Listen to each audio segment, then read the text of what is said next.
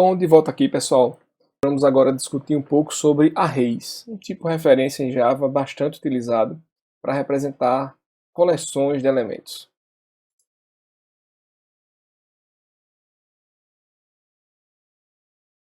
Bom, como eu falei, o tipo array é um tipo objeto em Java, é um tipo pré-definido, e é importantíssimo que a gente entenda como é que se declara e inicializa os arrays, né?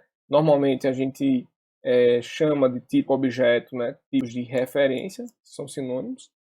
Em Java, quando você declara um array, você precisa informar o tamanho dele e esse tamanho não muda. Uma vez que ele é declarado com aquele tamanho e inicializado, ele não muda. Ele pode guardar tanto tipo primitivo como também tipo objeto, tipo de referência. Tá? Então, normalmente os índices de um array em Java, você quando declara ele aqui, vou só desenhar para que a gente tenha um entendimento melhor. A gente vai ter aqui o array em Java e a indexação dele começa com o índice 0, depois vem 1 e segue na sequência até o último elemento daquele array. Então, um array, por exemplo, de tamanho 10, ele teria um índice de 0 a 9. O que é que pode ser armazenado aqui nos elementos de um array? Você vai definir, obviamente, um array de um determinado tipo, e ele pode armazenar aqui tanto tipos primitivos, como também tipos objetos. A gente vai ver isso aí com mais detalhes. Bom, vamos ver primeiro como é que a gente declara e inicializa arrays. A inicialização de um array, a declaração dele, basicamente você vai informar o tipo dos elementos que aquele array vai conter. Nesse caso aqui é um array de inteiros. O nome da variável, neste caso aqui o nome da variável é números. E é importantíssimo isso aqui, ó. Isso aqui é que define que é um tipo array. Você pode colocar essas chaves aqui antes ou após o nome. Essas chaves poderiam aparecer aqui também, ao invés de ser no final. Então, aqui eu estou declarando um array chamado números. É um array de inteiro, tipo primitivo. Eu também poderia, assim como qualquer outro tipo que a gente define, declarar arrays que vão armazenar elementos de um determinado tipo objeto. Neste caso aqui, do exemplo de baixo, eu estou declarando um array que vai armazenar objetos do tipo conta, um tipo que eu defini previamente e que vai passar a ser, óbvio, um tipo que eu posso utilizar no meu código. Tá? Então o nome desse array é contas e ele é um array que vai armazenar objetos, elementos do tipo conta. Esses dois comandos aqui são declarações sem inicialização. Aqui no de baixo a gente está declarando e ao mesmo tempo inicializando, ou seja, eu estou aqui informando durante a minha declaração, aqui eu declarei, eu já estou atribuindo um array inicializado. Ou seja, do jeito que está aqui, eu estou dizendo que ele vai criar um new int tamanho 50, um array de inteiros com tamanho 50. É importante saber isso daqui. A gente precisa usar aquela palavra reservada new, passar o tipo do array e o tamanho dele entre colchetes. Tá? Isso aqui vai basicamente criar um espaço, reservar, a gente pode imaginar isso, um espaço na memória, onde eu vou ter aqui, como eu já falei anteriormente, um conjunto de elementos que vão da posição 0, do índice 0, até o índice 49, porque esse array tem tamanho 50, então o último elemento dele está na posição 49. E neste caso específico, ele vai armazenar elementos do tipo int, do tipo primitivo int. Tá? Aqui é a mesma coisa, a analogia seria do mesmo jeito, porém é um array de strings, né, chamado nomes, e vai armazenar no máximo 300 strings. Quando a gente faz isso daqui, a gente está inicializando o array sem ter informado nenhum valor para nenhum dos elementos dele. Como aqui foi um array de tipo primitivo, int, o valor do tipo primitivo, o valor default, padrão daquele tipo primitivo, vai ser utilizado. Nesse caso aqui, o valor padrão de um int é 0. Então, esse array de inteiros, ele vai ser inicializado com os elementos contendo aqui o valor 0.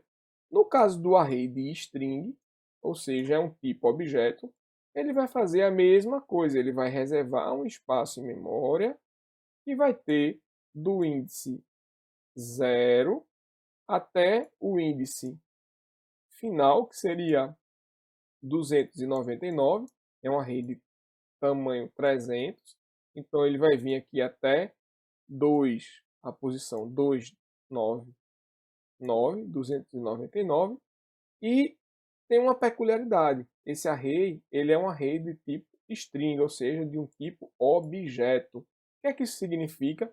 Significa dizer que todos os elementos desse array vão ser inicializados no primeiro momento, do jeito que está aqui, com nulo, ou seja, o valor null.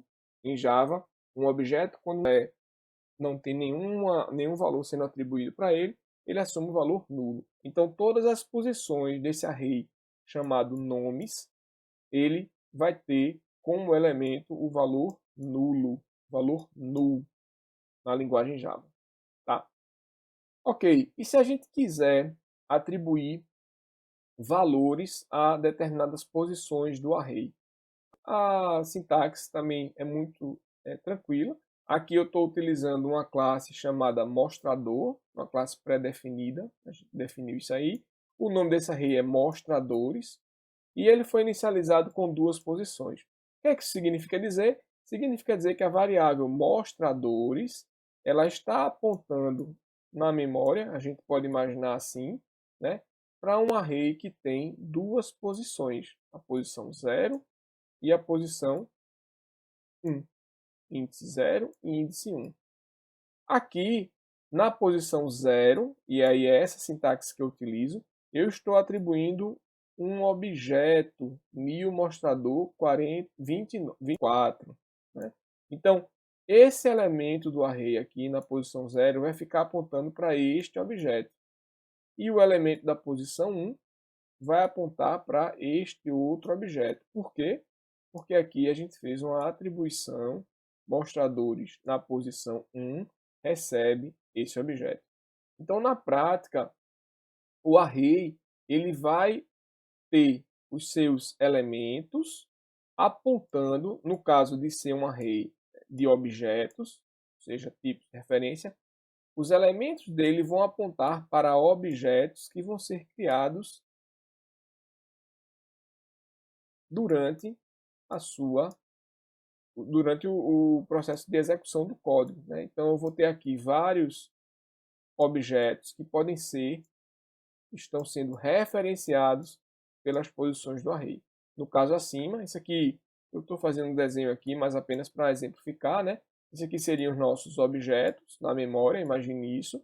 E aqui seria o array, em que cada posição, o elemento 0, o elemento 1, o elemento 2 e por aí vai ficar apontando, ou seja, vai ter uma referência para um objeto que está na memória. Tá? No caso do exemplo acima, eu tenho um array chamado mostradores, cuja posição 0 está apontando para o objeto mostrador 24 e o outro está apontando para o objeto mostrador 60. Tá? Bom, aqui eu declarei, inicializei ele com valores nulos e depois para cada um dos elementos dele, do array, cada uma das posições, eu atribuí um objeto para ele. Tá? Eu poderia, numa única linha, inicializar o array já com valores, ou seja, eu declaro ele e já atribuo um conjunto de valores. Como é que eu faço isso? Basicamente, eu vou usar aqui um conjunto de elementos separados por vírgula entre chaves. Tá? Então, se vocês perceberem aqui, esse array cotações é um array do tipo float, um tipo primitivo, e cada elemento aqui ó, tem 1.73, é um float, aqui é um outro elemento do array, aqui o terceiro elemento dele, e aqui o quarto elemento dele. Estão separados por vírgula, vocês podem perceber isso aqui, e isso tudo foi informado entre chaves, tá? um ponto e vírgula aqui no final também, só para exemplificar. Do mesmo jeito que eu tenho aqui ó, o array chamado tratamento, e tem aqui vários objetos do tipo string. Então, esse tipo de declaração, ele não só declara o array, como ele também já inicializa. E como é que ele sabe qual é o tamanho do array? Ele vê de acordo com a quantidade de elementos que você passou aí entre os colchetes. Nesse caso aqui, essa variável tratamento é um array que tem 4 elementos. 0, 1, 2, 3. E cada um dos elementos, né, vão ser preenchidos aqui com essas strings. Nesse caso aqui vai ser senhor, aqui no outro senhora, são os pronomes de tratamento, e por aí vai. Bom, essa é uma forma da gente não só declarar, mas também já inicializar com valores o array. E como é que eu faço se eu quiser ter alguma lógica onde eu precise saber o tamanho daquele array para poder executar uma lógica que vai utilizar esse tamanho como parâmetro, tá? Então aqui tem um outro exemplo. A palavra-chave aí, é um atributo do array, é a palavra length, que seria o tamanho do meu array. E, em geral, os índices, em geral não, sempre, os índices vão de 0 até o tamanho do array menos 1. Então, por exemplo, aqui, imagine esse array chamado quadrados, é um array de inteiro. Ele tem 10 elementos. Eu inicializei aqui com o valor default, é um array de 10 posições. O tamanho dele, eu vou percorrer ele entre os índices 0, o i, que seria o meu elemento do for, né, desse laço aqui, menor do que o tamanho, ou seja, esse i vai variar de 0 a 9, porque justamente eu quero percorrer aqui o array de 0 até 9. Vou tentar desenhar aqui novamente. Esse array ele tem um índice 0, 1, 2, reticências 9. Ele tem 10 posições, ou seja, vai de 0 a 9. E esse laço aqui está percorrendo esse array. E para cada posição i, ou seja, i igual a 0, i igual a 1, i igual a 2, porque eu estou variando aqui o valor de i, eu estou preenchendo o array com i vezes i, ou seja, é o array de quadrados aqui de acordo com a posição. Então, essa primeira posição vai ser 0 vezes 0, aqui vai ficar 0. A segunda posição é 1 vezes 1, aqui vai ficar 1. A terceira posição, ou seja, índice 2, vai ser 4, que é 2 vezes 2. Ou seja, eu estou atribuindo aqui para cada elemento do meu array, eu estou atribuindo a posição dele ao quadrado. Tá? Isso aqui é uma forma de eu preencher esse array de maneira que eu consiga substituir os elementos, o valor default, que ele foi inicializado aqui com o valor default, pelos valores que eu quiser. Tá? É importantíssimo a gente ter um cuidado com os limites do array. Por quê? Porque se você tentar acessar o array numa posição inválida, vai ser levantada uma exceção, um erro. A gente vai ter uma aula sobre exceções ainda, mas é importantíssimo saber disso. Tá? Isso aqui, por exemplo, eu criei um array do tipo chá, ou seja, os elementos desse array é do tipo chá. Ele tem 10 posições, e aqui eu estou acessando a posição do array número 10. Essa posição não existe. Por quê? Porque a gente já viu que o array começa da posição 0 até o tamanho dele menos 1, até a posição 9 nesse caso. Eu tenho 10 elementos, de 0 a 9. E essa posição não existe. Como ela não existe, se você pegar esse código aqui e tentar executar esse comando que está aqui, você vai se deparar com um erro chamado array index out of bounds. É uma exceção chamada array index of bound exception, em que você tentou executar algum comando que envolve uma referência para uma posição inexistente, fora dos limites do array, out of bounds, tá? Que seria a tradução aí para o inglês. Bom, essa é a única forma aí, a gente já viu uma forma de percorrer o array, né? Só existe aquela forma lá de percorrer o array com um laço for? Não. existe também uma outra diretiva chamada for each, em que é possível usar essa sintaxe aqui, ó. Então imagine que eu tenho um array aqui de cotações, esse array é um array de float, ele tem um elemento, dois, três, quatro elementos, quatro números floats, né? Estão separados aqui por vírgula. Então, um array de quatro posições, vai de 0 a 3. E eu posso simplesmente fazer isso aqui, ó. Para cada cotação, eu dou um nome para ela, cot, do tipo float, no meu array de cotações, dois pontos, cotações, eu quero imprimir essa cotação. Então, para cada elemento cot no array cotações, imprima o valor da cotação. Essa é uma forma mais, eu diria, simplificada, uma forma mais direta de percorrer um array, né? A gente não precisa declarar lá o i, o índice i até i menor do que o tamanho, por exemplo, né? E é uma forma muito mais direta. Nem sempre você vai querer fazer essa lógica, porque às vezes você quer percorrer parcialmente o array, então você vai querer percorrer do índice x ao índice y, por exemplo. Então aí você vai ter uma alternativa, tá? Para fazer esse tipo de iteração com o array, né? Caso você queira percorrer o array completo, de forma completa, esse aqui é a sintaxe bem indicada, tá?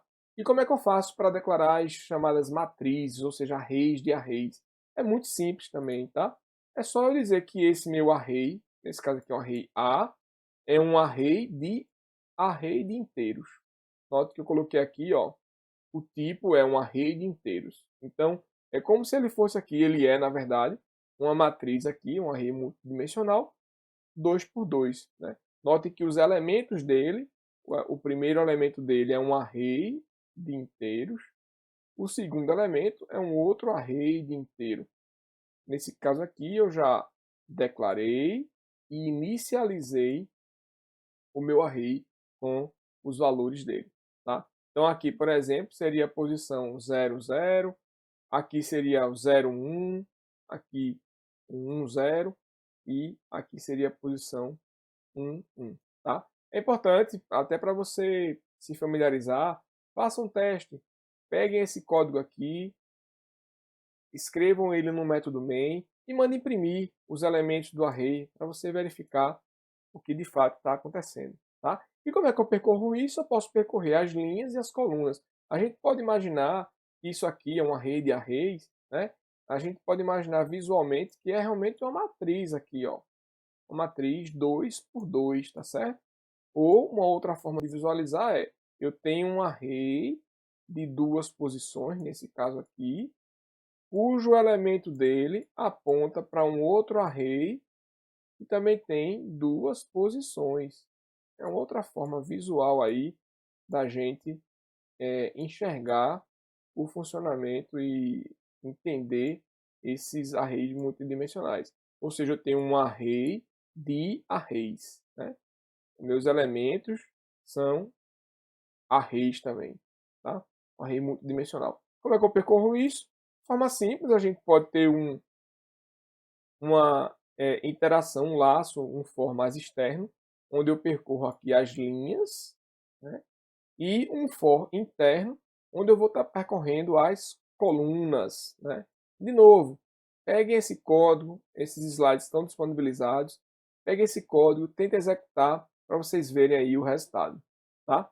Uma outra coisa também importante que envolve array, não sei se vocês lembram, mas o método main, o método responsável pela execução de programas em Java, ele recebe como parâmetro um array. É possível você, ao executar uma classe em Java, passar parâmetros para esse método main.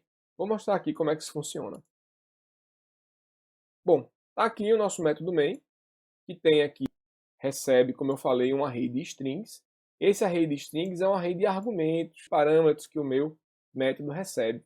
Ao executar essa classe em Java, diretamente com o interpretador, a gente pode usar isso aqui, né? Java, o nome da classe. E aqui, se vocês perceberem, eu estou passando dois parâmetros, ó, duas strings. Uma string, espaço, uma outra string, que é essa string que começa aqui e termina aqui, né? Denis, hoje haverá reunião do projeto. Aqui é o parâmetro, né? Que eu estou passando. O parâmetro 0 é esse cara daqui.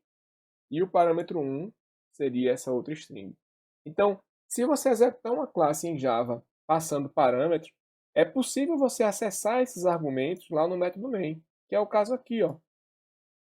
Ele está acessando o argumento 0 e o argumento 1 no método main, tá? Por quê? Porque o método main recebe um array de strings, que é possivelmente aqui é possível que você passe aí valores para essa execução. Se nenhum argumento é passado, o array então vai ser nulo e vai ter tamanho zero, né? Não vai ter nenhum tipo de parâmetro aí que foi passado, tá? Então aqui só mais um exemplo de um código onde você está listando os argumentos que foram passados no array, os argumentos, desculpa, que foram passados para o método main de uma classe. Imagine que você recebe um conjunto de argumentos aí e você quer listar todos eles, tá? Isso aí é variável. Então, se o tamanho do array for zero, significa que ele não recebeu nenhum parâmetro para a execução. Se esse tamanho não foi zero, ou seja, se eu recebi argumentos, o que esse laço está fazendo é percorrendo o array de argumentos, né, desde a posição 0 até a última posição deles, porque aqui vai ser o i menor do que o tamanho, e para cada um desses argumentos ele vai imprimir os parâmetros que foram passados. De novo, pega esse código aqui, tentem executar, tentem passar parâmetros diferentes para o método main e vocês vão ver que ele vai imprimir esses parâmetros para vocês, tá bom? Bom, isso aqui é o que a gente tem com relação a arrays. É importantíssimo você saber, como eu já falei, né, como declarar, como instanciar e como é que a gente percorre arrays, tá? A gente viu também aí matrizes, né, arrays multidimensionais e vimos também que arrays eles podem ser criados com tipos primitivos ou tipos de referência. Então, por hoje é só. Essa aula fica por aqui e a gente fecha uma parte do assunto importantíssima que diz respeito a coleções, ou seja, arrays em Java. Tá?